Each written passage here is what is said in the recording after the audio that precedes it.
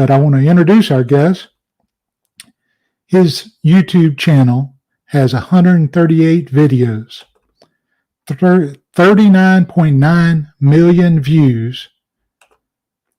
He is Kings Fine Woodworking on YouTube.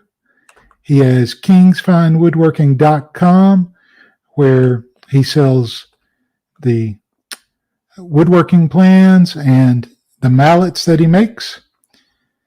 He has a background. He's an organic chemist, and he was a professor at a university teaching chemistry, and then went into YouTube. He is Professor James King. Welcome, sir. How are you? How you doing? Doing good. Good. I really appreciate you coming on tonight.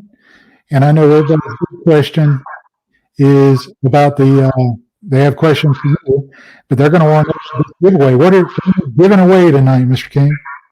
So I thought we'd give away one of the mallets that we make. We've got this is our full size mallet here. This one is actually made of red heart. We have them in what is it? Yeah.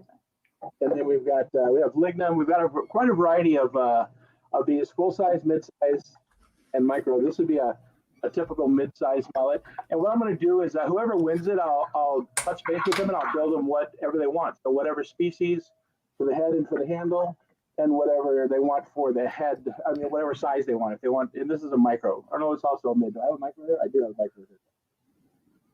This one's a micro. So it depends on what you might use it for. If I get these both in the frame, this is a mid and a micro. But we'll build what you want.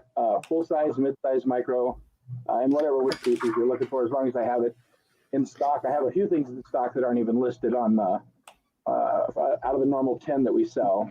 So we'll touch base with whoever wins, and we'll make what they want. Oh, that's very generous, Mr. King. That they can pick the species and the size. That is great, and we all appreciate it very much.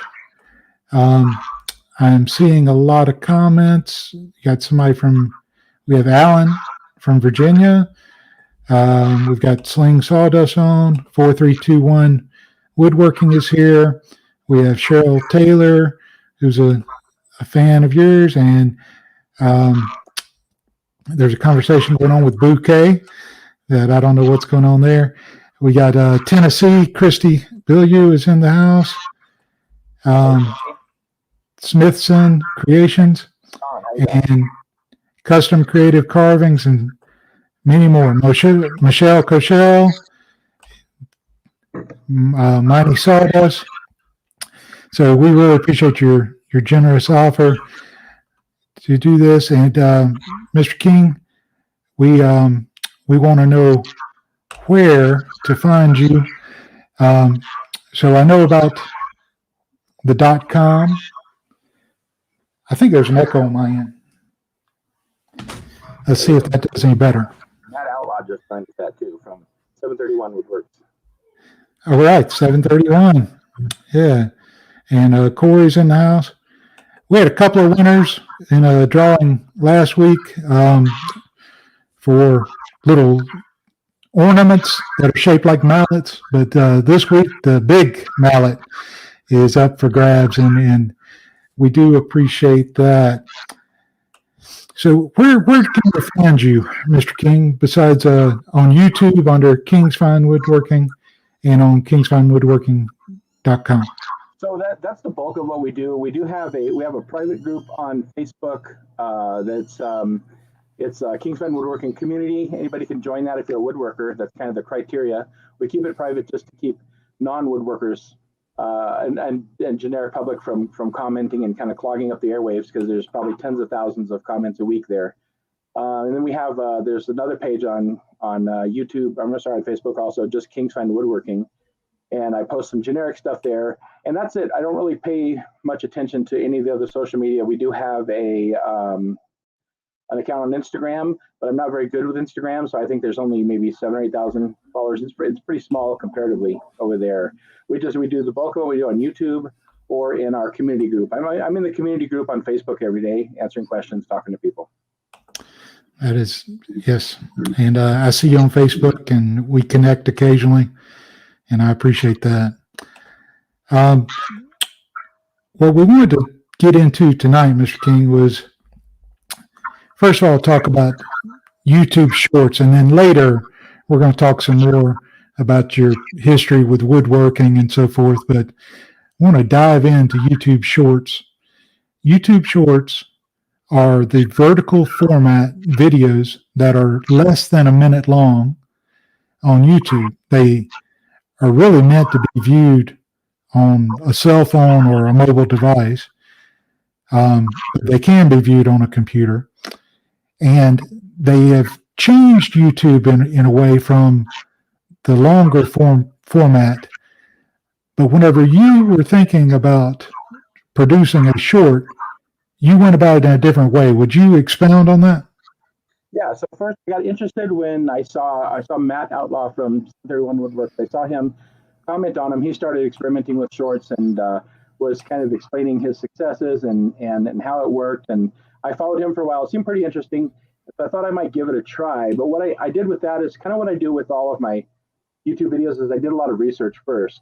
And I found pretty much every woodworker that I could find on YouTube who had shorts out, and I watched all of their shorts. And I watched them all at least once. Some of them I watched more than once. I'm sure I missed lots of people because there's probably millions out there. But I spent, I don't know, maybe 3 or 4 weeks, close to a month, watching these. And I tried to put them all together. I tried to categorize them and basically based on success or failure. And I tried to see what elements the successful ones had in common. And what it seemed to boil down to before I was even halfway through this list was just kind of 4 things. And I'll talk to you about those. I made myself some notes here. The ones that were the most successful were the ones that told a story. And if you tell a story like from start to finish, they seem to have the most views. There are a lot of foreign shorts. I think they're out of China with people doing woodworking, and there's no language, no talking. And they have the most number of views of any of the shorts. And some of them haven't even been out very long, but they tell a story. You know, some grandfather does woodworking and crafts a little doll, for example, for his granddaughter. And just it's like a complete story, start to finish. You see the beginning of it. He sees his granddaughter. He goes and gets a piece of wood. You watch him build the whole thing and give it to her all in 60 seconds. And some of those things have 60 or 70 million views or even 100 million views. They're really, really high. And so I got to thinking that, telling a whole story must be important. And sure enough, as I was going through and watching everybody else's shorts, if somebody could tell a whole story, it seemed to make a big difference. If you just had a snippet of your work, if you're building a big, like a bench, and you just show 15 seconds or 60, 50 seconds, whatever, of you drilling holes or just doing some assembly or something like that, they didn't seem to be as successful. So you need to at least come to some kind of a conclusion, like a beginning, a middle, and an end, a conclusion. If you can do that, you've told a story. Those seem to be more successful. The second thing was to make it hands-on. There are a lot of people out there who do shorts and they'll just stand in front of the camera and talk. That could be successful if you're very charismatic, I suppose, but all the shorts that were successful that I saw that had high view counts basically were hands-on. We were watching somebody do something and they were explaining it as they go, at least talking about it as they go, or in some cases not talking about it at all, but we're watching somebody physically do something, in terms of woodworking, building something. That seemed to make a big difference. If they did illustrate what they were doing by talking about the various points, that was even more significant. And then a smaller component of success that I noticed was to teach something. If you taught a technique, I know that's a lot to ask in 60 seconds, but if you could teach a technique or show how to do something, how to do a pocket hole, how to make a dado, just something real simple.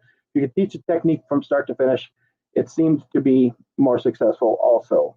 And then I think at the end, if you could have some sort of a tip, like a pro tip, a lot of YouTubers like to call it, or a trick, or something that maybe other people didn't know about, kind of like topping at the end of your whole story there, that also seemed to make a difference. And so I thought about it for a while, and I was building a gate for my backyard, and I thought, well, what can I take from this gate and turn it into a short and see if I can meet these criteria and make it successful. This is the only short I've done, by the way. I plan on doing a few more. I've got some I've been thinking about, but So what I did is I talked about just the brace, diagonal brace, something really simple. But I tried to make it a story where I took the brace, I positioned it both ways. I talked about various aspects of it, and it's educational. I show which way the brace needs to go. And then the tip for me at the end was basically say, well, it works this way and it doesn't work that way. So if you're doing a gate, always put the brace this way. And the video just blew up. Basically, now it could very well be luck, but I did follow these criteria based on what I learned from my research, and it was pretty successful. So I've told a few people since then, if you're going to get into shorts for the first time, maybe give it a try. See if you can meet these four criteria. So tell a story, make it hands-on where they see what you're doing, and if you can teach something, and if you can end up with a tip or a trick or a technique that might be new, if you can hit those four criteria, I think you have a better chance of being successful, and that's really basically it. That's a fantastic example of how YouTube is not just pointing the camera and filming all the time. It is doing research. It can increase your chances of being successful on YouTube. Now, this strategy you did, Mr. King, was specific to woodworking channels who had done shorts, but we have some viewers who are in different niches than woodworking. The same principle would apply. I mean, they could go to their niche, do the research on the really successful YouTube shorts, identify the key characteristics, and then try to find a way to implement that into their next video. That's it. Yeah. That's in fact, I've done that for most of my videos. I do something similar for most of my videos. Before I do the video, I get an idea. If I think it's going to be good, I'll go look on YouTube. If it's a topic where every video like that gets virtually no views, then I'll decide whether or not I really want to put it up there or not. You know, if it's something that's very successful and been on YouTube, then I think it's got a better chance, and I'll do deeper research. Yeah. So those characteristics you were talking about, the one that really intrigues me that might be challenging for me is the telling a story in 60 seconds. And that story doesn't have to be complex, but you want it to spark the interest of the one viewing the video. Right. Yours was a great example. I didn't get, you don't get notifications about YouTube shorts, but I was watching some other shorts and yours came up in my feed. And so I watched it, and when I clicked on it initially, I didn't know it was your video. So that shows the impression that it gave, even in the shorts format, to see that gate and to click on it, and then I realized shortly after it was you, but you realize real quick that there's a story behind it, that you are showing a technique that a lot of people think about, or they might not even know that they need. And then by the end, I've learned something and been entertained. It was very well done. We got thousands of good comments. I was pretty surprised about that. And for those who are interested, the stats are pretty beneficial. The money that comes from it is not great. I don't know if we can share the money or not on YouTube, but I mean, I'll tell you. Hopefully, YouTube doesn't yell at me. But I think, let me take a look here. We just got a notice for $263, so it's not a lot of money. I mean, it's a good amount of money, but not a lot considering 5 million views. So it's certainly not comparable to 5 million views of regular YouTube view time. But what is significant is that we picked up over 20,000 subscribers just from that. Yeah. How many out there would like to get 20,000 subscribers off of one video? That was remarkable. Nothing's ever even come close to that. Yeah, that's pretty amazing. So in general, I was watching Channel Makers, I think it was today. They were talking about YouTube Shorts, that there's a danger of mixing those with your regular videos. And I think the idea there is you're attracting people that want to see 15-second, 30-second videos. But the way you did your research, and it was a topic that relates to your longer videos, that seems to capitalize and try to attract the right kind of subscriber. Yeah, I think that's important. I think I personally wouldn't separate, but I would only do shorts in the field that my main channel is on. And I'm aware that of the the 5 million viewers, or say the 20,000 subs that we picked up, I'm sure most of them aren't going to spend the time to watch one of our half-hour videos, but some of them might. I think that is significant. Some of them might stick around for longer videos. I got countless requests for more videos, longer videos, things like that, and I was trying to message people that we do have longer videos, we do have full length videos. So I think if you keep it relevant to what you're doing, that's important. I think it's a good way to build your base to get more subscribers in. And a percentage of those subscribers are going to see your new videos as they come out, your new full length videos. Some of them are going to click on them, and some of those people are going to watch them. Obviously, some of them aren't. Some of them are only interested in the short stuff, but I don't really see how that harms a channel. I could be wrong, but I don't see how it harms the channel. As it is, only 15% of the viewers, people who watch our videos, are subscribers. 85% aren't. So, anybody extra that we can bring in, I think is good. So, I only see benefit. I think separating them to me wouldn't make sense. If you're looking at YouTube from a business standpoint, if you create a separate channel, just do shorts, you're not really making much money on shorts. You have to get a lot of views to make any money on shorts. So what if your channel ends up having 1 million subscribers? If you're making $200 a month, it's not, just doesn't compare to what you can make if you have, a regular channel with full length videos going. So I just see shorts for me as a supplement to boost the subs on the regular channel and potentially drive more revenue towards the regular channel. Yep. So for creators with channels with longer content, being careful with YouTube Shorts, using them properly seems to be key. And if you're doing it just for the views, in the end, you're not going to make any money off of that.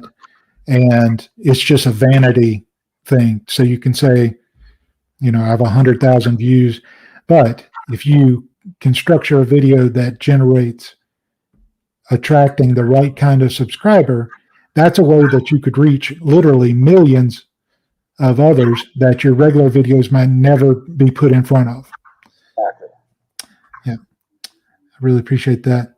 So I want to give everybody an update on how we're doing this drawing today. So we're going to use the giveaway tool from StreamYard.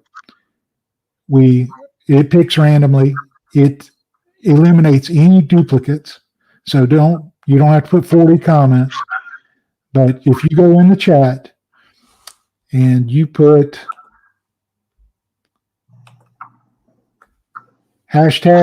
#King, then you're entered in that drawing.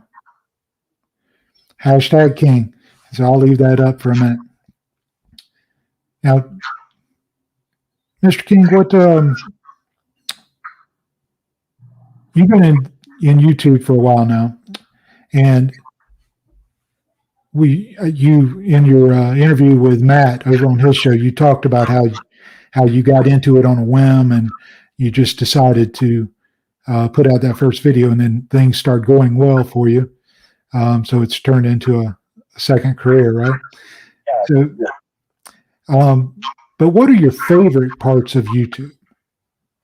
My favorite parts I get to work with my family. So I have 5 daughters, and several of them live in different states. But the ones who are here or when they visit, we've done a lot of woodworking together, and we do woodworking together. All of my daughters are interested in building and creating and crafting things. My youngest daughter is who works with me the most now. She's 17. She's actually a student at CU in Denver, and just working with family, being able to get up every day and go do things with them. That's a lot of fun. It's probably the single most enjoyable thing for sure. Plus, woodworking is just fun. I've been doing woodworking since I started in '85, the year that I was married, a long time ago. My wife's father was an engineer, and he used to do woodworking, and he kind of taught me everything. He was an engineer, and he always liked to craft things and create things. And if something ever broke, he would fix it, or he would, build a solution to it. And I just was always fascinated with that. And I got into woodworking from him, and I've been woodworking the whole time. I paid my way through college doing woodworking, in fact. And somebody brought up to me that I should maybe make a woodworking video, show somebody how to do it, because I did like teaching. I was teaching down at Auraria campus at the time in Denver. And I did that, and that was basically successful. So it's been a lot of fun. I still taught for a little while, even after I did make it. So once I started making more money doing this, I did switch more to this because it's more fun for me also. So if it's more money and more fun, it's kind of a no-brainer. But I do miss teaching, so from time to time I do go back before big exams, semesters, and help people out with that.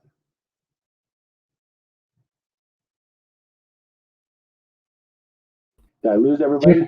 Yeah, no. I'm sorry, I was having a problem connecting again. Now, I appreciate that. As you've seen, YouTube changed some things. They took away the counter on the thumbs down. Some people are worried about that. They look at things. They do their thing, right? They're always trying to improve their product, and part of that is the algorithm, and it's actually multiple algorithms putting the right product in front of the right viewer.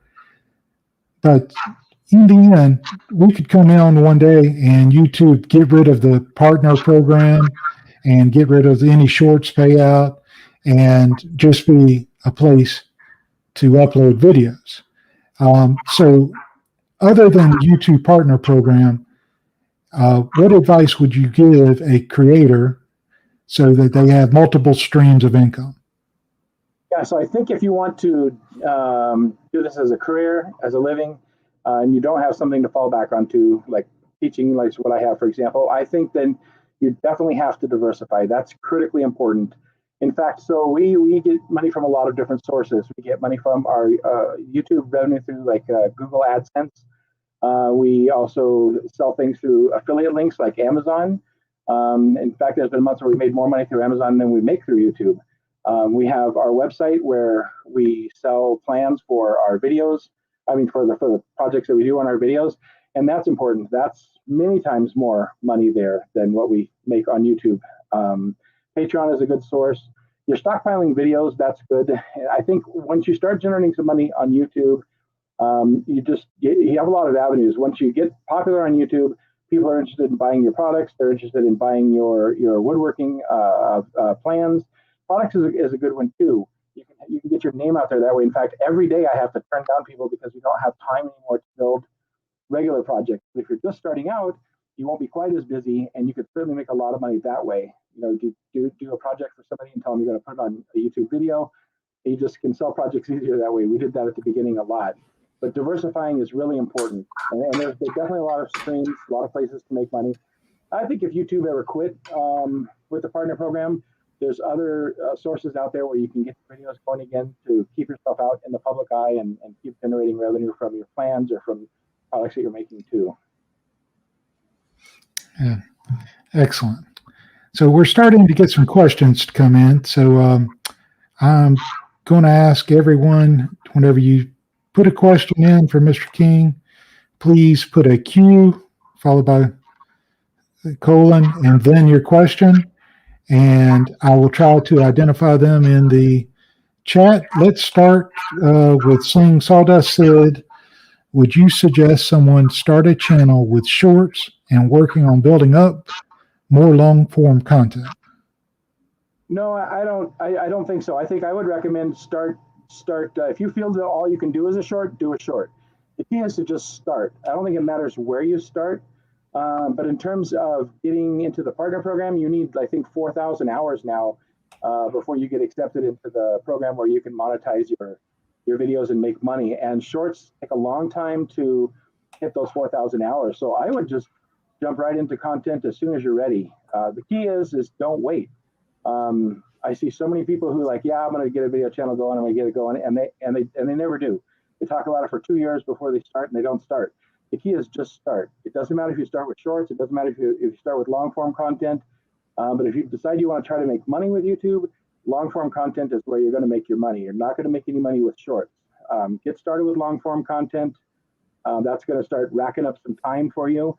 Try to be consistent. Try to make videos as often as you can. Don't worry about quality. Don't wait until you get the right video editor. Don't wait till you get enough knowledge to edit videos right. Don't wait till you get more woodworking knowledge. Start with what you've got, because you're going to grow from there, and your videos are going to get better as you go. So my biggest advice is don't wait to start. It doesn't matter what you start with. Yeah, there's a lot of successful YouTube channels that start out with a cell phone or smartphone and just upload it from there. So, Yeah, so I have a confession to make. We bought a camera a couple of years ago, a very expensive camera for video. We spent $20,000 on it, and I still use the cell phone for most of the videos today. So it makes a big difference. We have a new one, 4K. We've been on 4K for a while, but it's easy. It looks great. The focus is fantastic. So cell phone's the way to go. Definitely to start. Don't think you got to get a camera. Yeah. So next question comes from Mike at Woodcraft 716 up there near Buffalo. Is Mr. King's daughter using her machine e-lathe? Oh, it's still not functioning. I assume you're talking about the new metal lathe that we got in. It is still not functioning. There's something wrong with the variable speed on it. We do have it all finally set up. It was quite a pain to set that thing up. Let me tell you, it's like 1,600 pounds, but it's in place. It's operational only at low speeds. We have somebody coming out, sending somebody out to get the variable frequency drive. There's something not working with that, so she's dying to start, and we haven't started yet. Yeah. So I know you're a family man. You've enjoyed working with your family, and members of your family show up on screen occasionally. Have they started their own YouTube channels? No, but my daughter Maya, who spent the most time with us, she got a big job offer in Missouri. Nebraska. I got confused. She's in Nebraska. She has a lot of tools out there now that she's been building. She moved out there, and she is seriously contemplating starting a channel, doing some wood turning and some other small woodworking projects. So if that happens, I'll announce that. But nobody else has. So what about,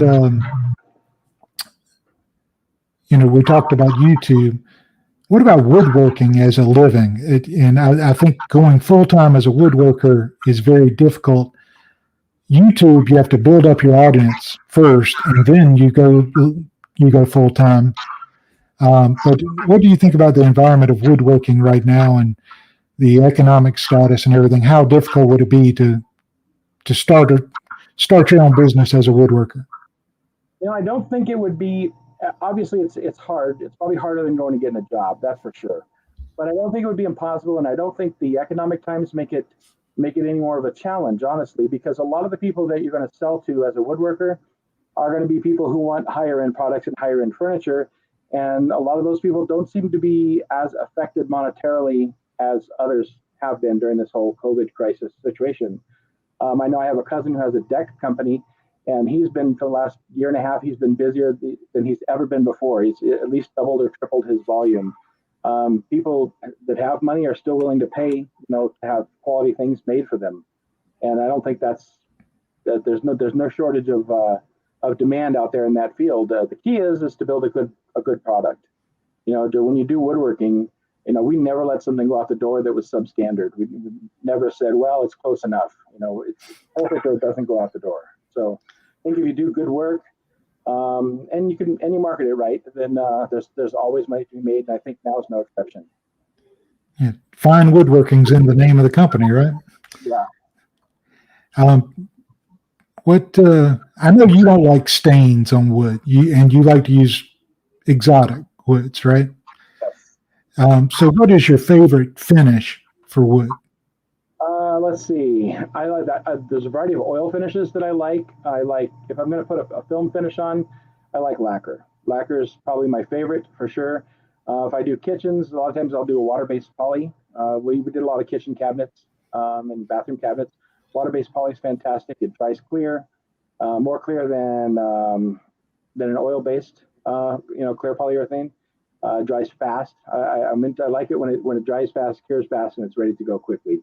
I'm probably in the minority there in terms of finishing, so I don't have a lot of elaborate finishing experience. I usually go for something that's relatively easy and relatively certain. There's a lot of people, and me included in this, who have messed up a perfect project by attempting a finish that they're not familiar with. So I try to. That's probably what got me away from away from stains and finishes like that to begin with. So, but lacquer is probably my go-to finish for most things. Good. One more question before we do the drawing. Mighty Sawdust was replying to what you said earlier, I believe. He said, exactly. You just need to start. I have. Do you see shorts more of a billboard advertisement for your regular channel? That's exactly how I see it. Yeah. I think you don't want to go on a short and say, and have the whole short be, hey, go over to my channel. Right. I didn't even mention that. So, yeah. But yeah, I think it's more of an advertisement for what you got. Yeah. What value that your regular channel brings, right? Yeah. Okay. So let's look at this drawing. Now, the winners from last week are not eligible, and you must be present to win. So let me try to share the screen.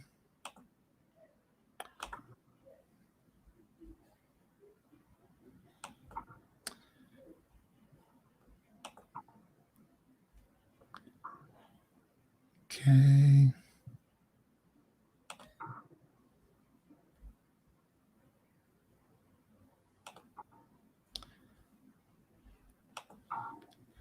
All right. Do you see where it says giveaway tool? Yeah. Okay. So we picked this broadcast, and it's got to have matching text, pound king or hashtag king. I'm dating myself by saying pound. And then we will start collecting comments. So everyone, your time is up. All right. There are 23 entries. So 23 YouTube channels have put in to try to win this, and it is time to draw. Unless you want to talk about something else, Mr. King. I'm good. Go for it. All right. Going in 3, 2.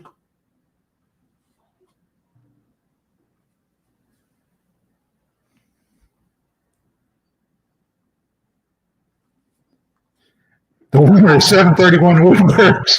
That's funny. All right, check it out. Are you able to pick a second person or not? Yeah, I can pick again. I'll go ahead and build Matt anything he wants, but you got to pick a second person. So Okay. All right, we will draw again. Thank you, Mr. King. Yep.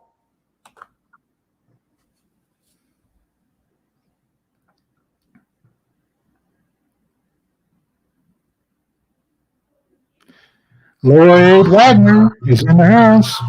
Congratulations.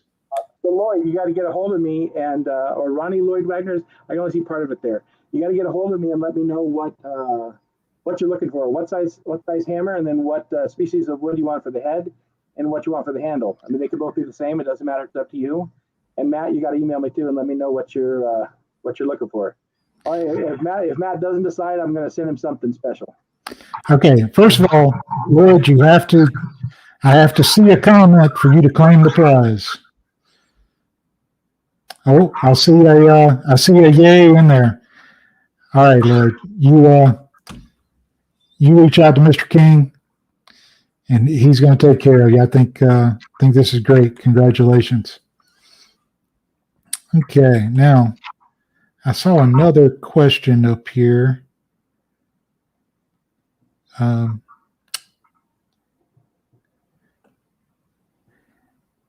So it was from Lloyd Wagner.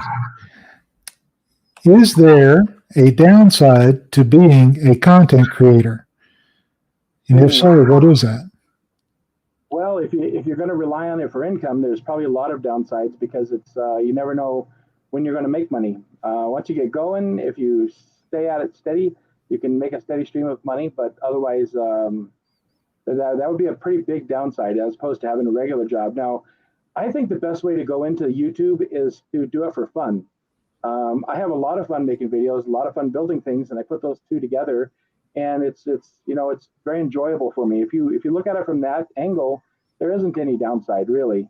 I think if you're trying to constantly get more work out, constantly struggling to get work out, trying to treat it like you've got to make the next paycheck, and you really rely on that income, I think it can probably be pretty stressful. I don't rely on it for that, and you probably noticed I don't put a video out every week, because for me, if I'm making money this week or next week, I don't really care. It's okay. We're going to be fine either way. But I think it really depends on your whole attitude going into the game. That's a big question, but I don't see a downside from my point of view, but I could certainly see how some people do have downsides to that. I think some people are very sensitive to feedback, and if you are, there's controls in YouTube so that you can block people from leaving comments on your videos.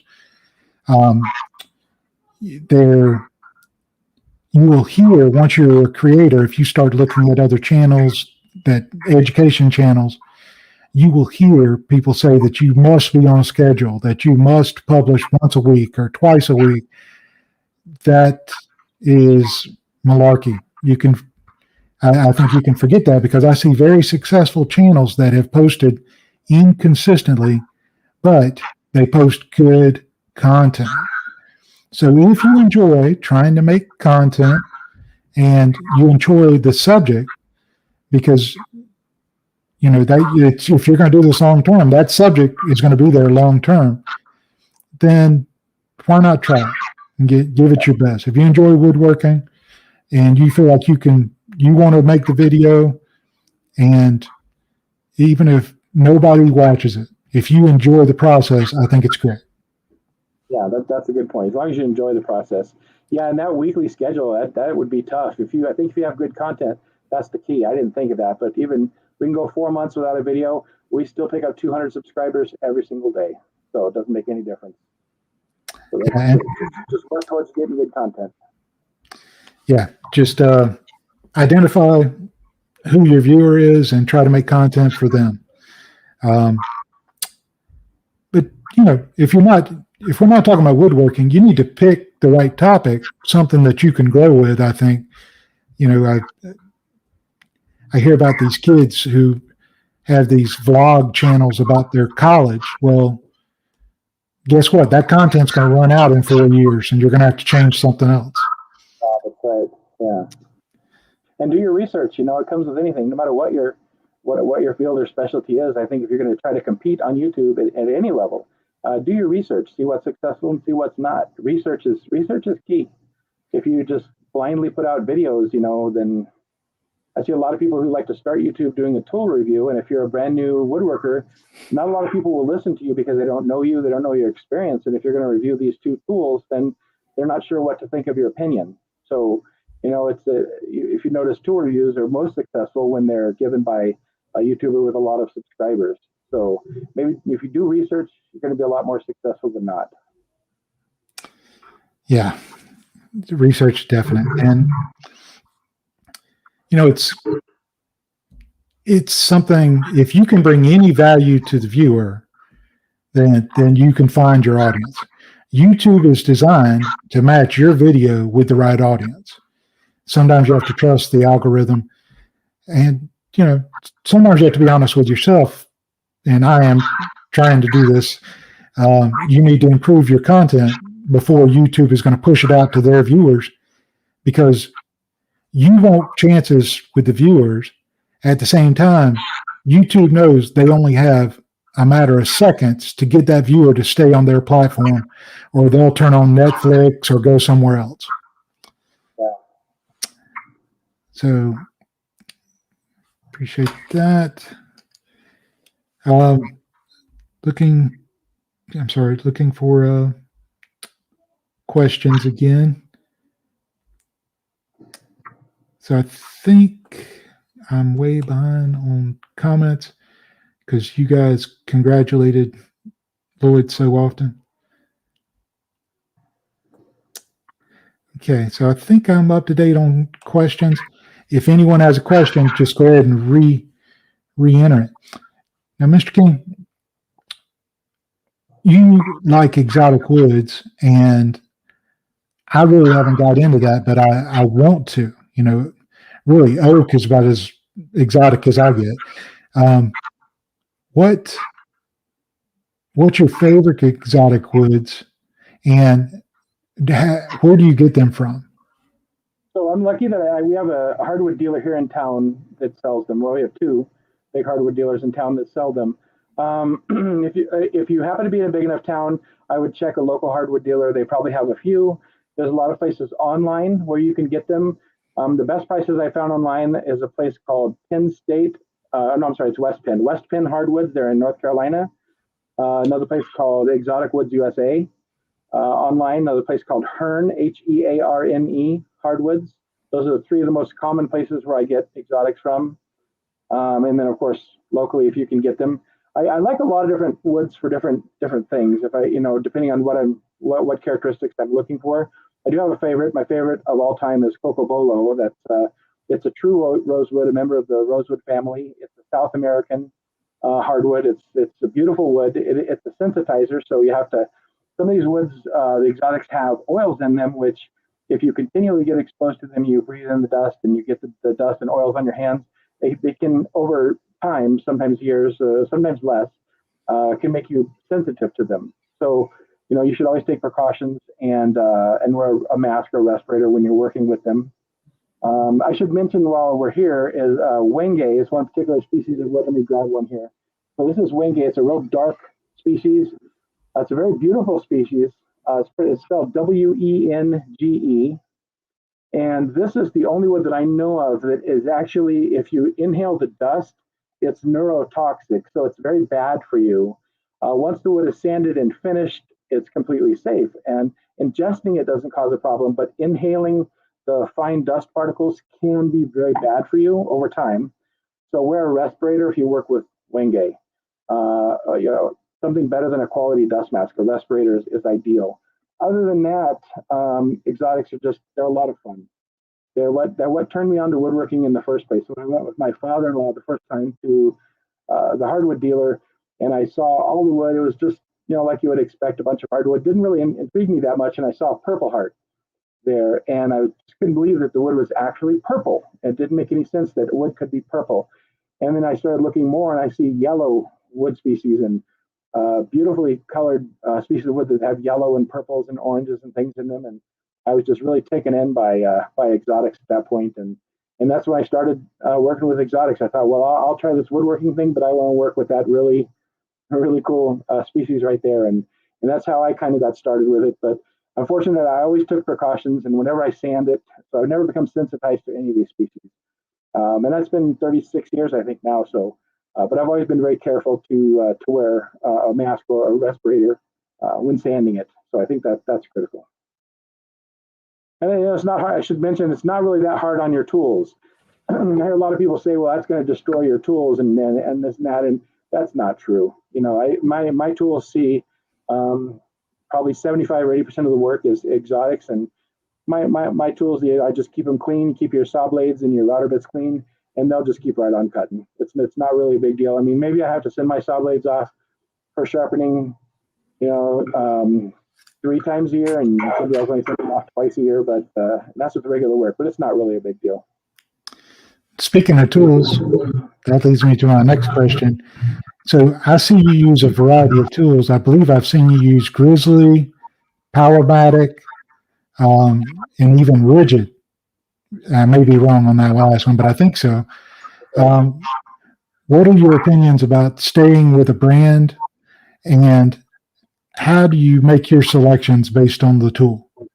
So I'm not loyal to any brand. I want the best tool that I can afford for the job. For when I was shopping for a lathe, I think Grizzly. So they're going to hate me here, but I don't mind.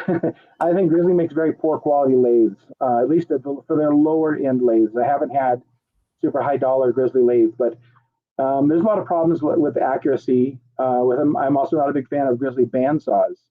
So I just try to pick the best tool that I can for the job. I think Grizzly makes outstanding table saws, and they make outstanding jointers and planers. And so that's it. I just go with where I think the value's at. I've had several different dealers try to offer me tools, and if it's not a tool that I like, I reject it. I probably had 500 rejections, and in my time with people offering, well, we'll send you one of these for free, and I just tell them no thanks. You know, 'cause I'm not going to say I like it if I don't like it, basically. So that's why you don't see us have very many sponsors. I do have a sponsor coming up. It's RT Woodworking. They have a new dust processing machine, which I haven't tried it yet, but I read the stats on it, and it seems to be amazing. But and they're not going to be like a regular sponsor or anything. It's just I'm taking their the dust processor, and we're going to talk about them and give my honest opinion what I think about it. But yeah, I just go where I think the value is in the tool. I don't think anybody should stick to a single brand. You probably see me use more DeWalt hand tools than anything, but that's just because I have so many DeWalt batteries. It doesn't make sense too much for me to get into, you know, Milwaukee or some of the other battery brands. DeWalt didn't have a sander at the time, so I bought rigid cordless sanders, which I really like, and I like the rigid oscillating spindle sander. But yeah, I don't care if it's a cheap tool or an expensive tool. If it does the job and does a good job, I'm happy to get it. All right. Thank you. Sling Sawdust wants to know what woods other than cedar would you suggest for outdoor builds? So redwood would be my number one choice. If you can get redwood, that's great for outdoor. Cedar, of course, is good. It depends on the project. So pressure treated wood works really well if you're talking about something like our Adirondack chairs. Pressure treated wood works really well. White oak is great for outdoors. A lot of exotics are good for outdoors. Purple heart will last an eternity outdoors without ever even getting a finish on it. In fact, most exotics will. Ipe is a wood that's commonly used for decking. It's a South American exotic hardwood. It's fantastic outdoors. So there's a number of choices. If you want to stay with, if you're doing a lighter weight project like a chair or a table, cedar redwood would be the number one choices. Pressure treated would be next in that line. After that, southern yellow pine works pretty well. It's fairly rugged. It lasts outdoors for a good amount of time. It's better if you put a finish on the bottom where it's going to come into contact with the ground. Douglas fir is okay. Both Douglas fir and southern yellow pine, I would probably try to treat them, you know, every couple of years with something to keep them lasting for a long time. Whereas redwood and cedar, it's not as critical to treat them. So it really kind of depends on the project that you're looking for. Yep. Matt wants to know, what do you use to clean your blades? Okay, so I use a product. It's by Simple Green. Simple Green has two products that they sell. One is green, and one is purple. The purple stuff was formulated to clean things like saw blades. So carbide is a substance that's attached, you know, to the end of blades and end of router bits and stuff like that. The carbide has to be brazed on because carbide itself is not a weldable material because doesn't have enough metal in it. It's mostly a carbon-based compound, and so it can't be welded on. So that brazing compound that becomes a problem, and it's important how you clean your blades with that. I've heard a lot of people say oven cleaner. Oven cleaner is a very strong alkali. That alkali actually dissolves the brazing compound, and it's not going to dissolve the brazing compound off with one cleaning, and probably not two or three, but at some point in the future, it's going to dissolve it off. It dissolve it off enough to the point where if you turn that saw blade on, you might have a carbide tip flying at you at, you know, 600 miles an hour, which would be like a little bullet. So when you clean your saw blades or your router bits, make sure you clean them with a substance that's safe. So Rockler makes a blade and bit cleaner. Let's see, who else? The Bow Shield people make a blade and bit cleaner. And Simple Green, of course, makes one. The purple solution is a blade and bit cleaner. So anything that's too alkali, or like oven cleaner, or anything that's too acidic, like the green, Simple Green, or say hydrochloric acid or some other cleaners, too acidic and too alkali, both will attack brazing compound. So please don't clean your saw blades with that. Like I said, a lot of people are going to tell you, well, I clean mine with that, it's just fine. And I believe it. I believe it's been just fine so far.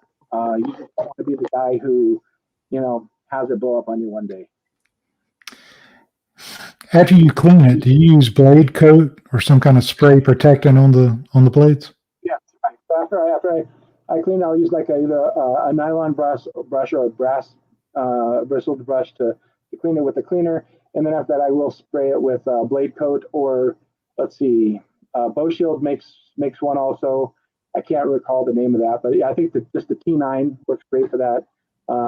But yeah, any of the oil-based protectants work really well. They basically get into the grain of the metal, and they provide long-term lubrication. You could even do paste wax or something like that, but that's more of a surface adherent. It's not going to give you as much lubrication on the surface of that blade for long, and it's going to just break down quicker and get dirtier quicker, where you're going to have to clean it a little more frequently. I noticed that a lot of people think their blades are dull, and they go and they go get new saw blades or get them resharpened, when in fact their blades are just dirty. They heat up a lot, when going through wood, and that dissolves or melts the resin and the pitch and stuff out of the wood onto the blade, which of course causes it to cut poorly. So if you keep your blades clean and sharp, that makes them seem like they're sharp. That makes sense. Okay, this is one of those what do you do things. What do you do if you're doing a video comparison on two different table saw blades, but you can't decide which one is better? Do you just say that that's it and let the viewers decide? Yeah, I think I haven't really run that exact scenario, but that's what I would do. Is I would try to list the pros in my mind and the cons in my mind, and I wouldn't make a determining decision and say, well, this is better by this or that's better by that. I just tell people what I like about this one or what I like about that one, and let them make the decision. Yep. So Lincoln Street Woodworks says, what's your overall impression of sponsors outside of the woodworking niche? So that's a tough one. I think a lot of people have those, and if that's necessary to keep your channel going, I can see that, because people who are regular YouTubers, they do have to generate an income. For me personally, when I watch them, I just think that whatever the sponsorship is, it needs to be quick and, to the point, like a brief 60-second interval into the woodworking thing. I think if I can tie to woodworking in some way, or into your shop in some way, it would benefit other woodworkers. Like if a heater company came to you and said, hey, we've got these heaters, if you have a shop, you probably need a heater. So if it can tie into your shop some way, I think it'd be more beneficial. But other than that, that's the reason I've avoided most of those things. Is I just don't want anything to detract from the content, which is my main focus. I don't know what advertisers pay in general, but I know it's not a ton of money. So if you guys are new starting out, I know a lot of people will dedicate lots of time to videos where you're talking about other people's product rather than talking about your video. And that, to me, that's just detracting. If I go in to watch a woodworking video and you're spending 2 or 3 minutes talking about something else, and your whole video is only 5 or 7 minutes long or 10 minutes long, I tend to turn off at that point. So for me personally, I don't like sponsors too much. I'm not just giving you all kinds of information there, but yeah, I think if you can keep it neat and to the point, if it's relevant in some way to your shop, it helps. Otherwise, I think it detracts. Yeah, I need to get a sponsor for the beard products. Yeah. And Matt has a connection. Yeah. And he kind of has a beard. That's relevant too. I think that's relevant too. Christy says, which Harvey are you getting? Oh, I'm getting the what's it called? I think it's the 8700. It's the intermediate size dust processor. I'll have to. She's one of the moderators, administrators in our community group. So I'll have to message her when we're done to show her a picture of it. It looks pretty cool. It's been sitting in the box here for a month. I haven't opened it yet. Appreciate Christy being here tonight, and appreciate PJ says, what is a good, dependable, and beginner-friendly router? Well, let's see. If you're going to, if you're just starting out and you don't have a router, if you can get one that's a kit that has both plunge router and regular router combined, that would be the ideal route to go. And several people make those. I think Porter Cable makes one. I'm drawing a blank. Who is it? Somebody can help me out here. The blue one is one of the earlier ones that I bought. I don't use it as much anymore because my Porter cables are all set up now. But just look for a router or a router kit that's got both a fixed router base and a plunge router base. It's a little bit more money, but it's better than getting 2 routers. And that really opens up the functions of what you can do with a router. If you just have one or the other, you're fairly limited. But if you have both, the router becomes an extremely versatile tool. And everybody who makes a router today makes good routers. Nobody really makes a funky router. I've had just about everything. I have 11 routers in the shop, and they're all different makes. So, and I've never had one that's just bad. Yeah, there's a lot of videos out on YouTube comparing routers. But I don't know, but I imagine it's comes down to which one has the features in the best condition that you want. Yeah, probably. That makes sense. Okay. Woodcraft by Simon says Bosch and DeWalt as well. Christy says rigid. I think maybe they're talking about the router you were describing. I was thinking like Makita, but I don't. Yeah, Makita. I don't. Makita's one. I don't have one of their routers, but I have some other Makita tools, and those are quite good. Okay. BJ said, awesome, thank you. And I'm not seeing a lot of other questions. Do you make any projects out of pine? No, not really. Yeah, you've progressed beyond that. Yeah. Are you doing any teaching, or you just full time YouTube and your Yeah, I just projects? if anybody needs help, like if they're prepping for the MCAT, like the medical college admissions test, I help with that. But other than that, no. I think I saw a question from Lloyd. I'm trying to find it here. All right, Lloyd says, I asked this question to Matt last week. Who was your hero growing up? Wow, it must be. I guess you must be talking in terms of woodworking as opposed to a scientist, huh? Probably Norm Abram. I watched every Norm Abram, every New Yankee Workshop from the day it aired. So I'm a big fan of New Yankee Workshop, and there was another guy out there at the time, and I can't remember his name. He did a lot more hand tool woodwork. Never really watched his show much, but yeah, Norm Abram for sure. Okay. All right.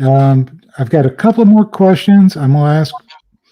I want to share something with you before we go to the next question. If it will share. Well, I thought about mentioning if anybody didn't win a mallet and wants one, they are half price at this point for our Christmas day. Yeah, very good. It's a half price sale. You just use the discount code, right? Yeah, the discount code is Christmas21, and the two species I'm short on are lignum. So lignum is the densest wood in the world. It's an amazing species that works wonderfully for mallet heads. And my favorite species is cocobolo, and both of those are in very short supply. Neither of them can be imported into the U.S. anymore. We're very lucky because I bought a very large shipment before they got embargoed and couldn't be shipped in here anymore. So when I'm out, and we're going to be out this fall here, or this winter, before Christmas, I'm sure. Okay. So hopefully everybody can see this. Next week, our guest will be multiple creators on YouTube, where we did a collaboration where each YouTuber had to make a box. They had their own creative license to make any design, use any material they wanted. And we did a secret Santa, drawing names and mailing it to each other. So I had a lot of fun with that, and I look forward to having all those creators on to have a discussion next Monday night. And then the week after that, we'll have another special guest. But I hope you all will come back and join us for that. All right, here's a question from David Corliss. What hardwood do you like working with? Let's see. Well, it says do not like working with. Do not like working with? Oh, do not like working with. I'm sorry. So let's see. I'm not a big fan of oak for a lot of projects because a lot of oak is pretty splintery when you go to router it. You need to take some special precautions. Sometimes routing uphill if I'm routing around corners or big curves or sharper curves. As far as exotics, there's a wood called desert ironwood, which I don't like. Something about the way the lignin and the wood fibers are woven together. It's really, really hard to cut small pieces. They become quite dangerous, and they want to jump around on you. But that's probably the only two species that I'm not, not really enjoying. For bigger projects, oak is fine, but for smaller projects or for routing, I'm not happy with it. And then that desert ironwood, just for small pieces, I'm not happy with it. Okay. And how do woodworkers get sponsors on YouTube? That's a good question. I don't know the answer to that. People have reached out to me, and I think there are many YouTubers who are very aggressive, and they go out and they reach out for sponsors, which is something I never bothered to do. I think if you do that, you can be successful. You put together a package of tell them who you are, and you just say, hey, look, I'm looking for you to sponsor me or work with me. I would, I've just heard people talk about that, but I've never tried it. So I'd be the wrong person probably to ask that question. Okay.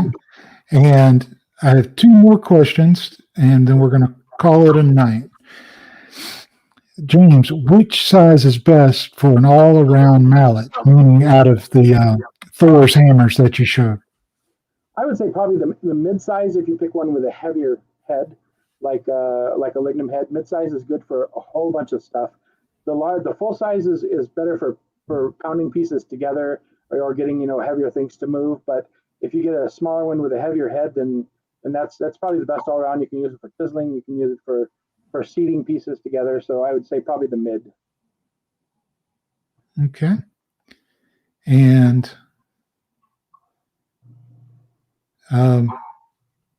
731 Woodwork said, we'll come to you eventually. I don't know what that's about. I don't know. Okay. Alan Leader, at what age did your children start to work in the shop with you? Love that your whole family is involved. Keep up the good work. Pretty young, probably. I think, they were working with their grandfather first when they were pretty young.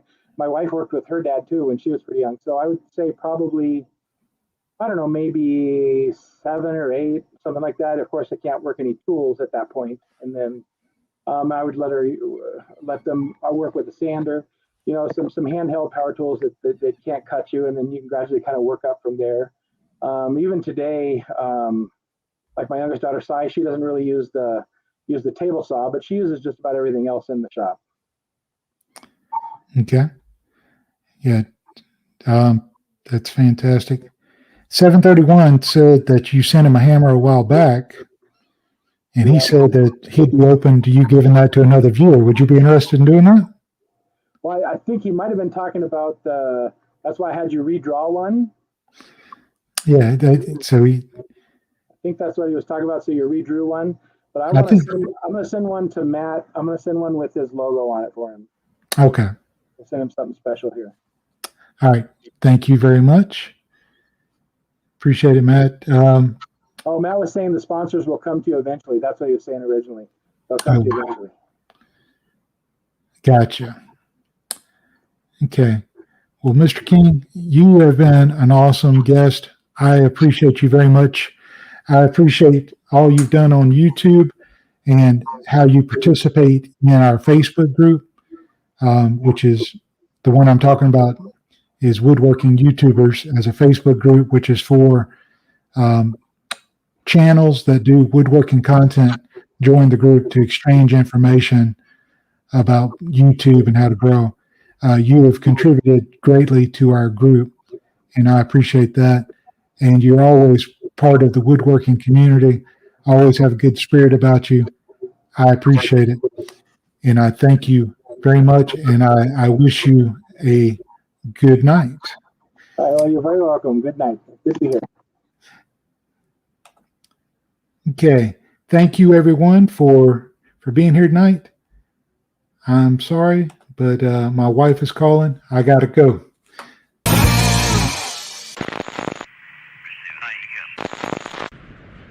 Gear is down and locked.